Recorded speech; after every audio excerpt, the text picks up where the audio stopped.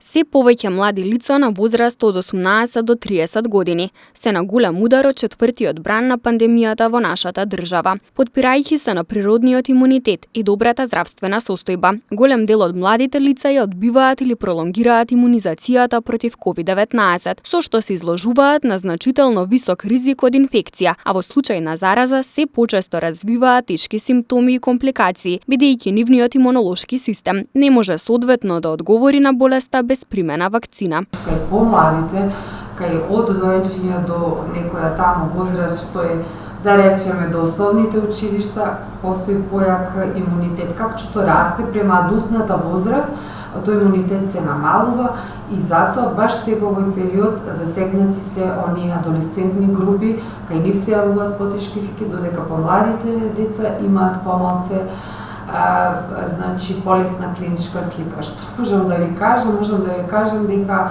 овој период повозрастните на некој начин пациентите со коморбидитети се заштитија, значи се вакцинираа со тоа што се очекува дури да заболат да имат некоја полесна клиничка слика. Дури некој дел од пациентите што се по 12 плюс заштитени, но има доста лица што немаат примерно вакцина и периодот доста се движат, значи не можете вие во едно семејство да избегнете зараза. Колку и да се заштитите, ако еден од семејството толку брзо се шири овој вирус, така да обично кога еден ќе заболи, очекуваме целото семејство и ние ги следиме.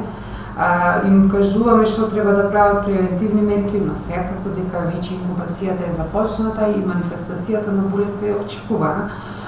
Затоа најверојатно поради имунолошкиот систем, поради околностите, сега имаме веќе и пациенти, посебно адолесценти и помлади што завршуваат на респиратор, завршуваат со тешка клиничка слика и знаете веќе дека очекуваме некоја друга клиничка слика кај тие пациенти и посебно сме внимателни. Лекарите потсетуваат дека вакцинацијата останува неефикасна заштита од заболување, развивање тешка форма на болеста, хоспитализација и смрт, а колективниот имунитет е единствениот начин да се победи пандемијата.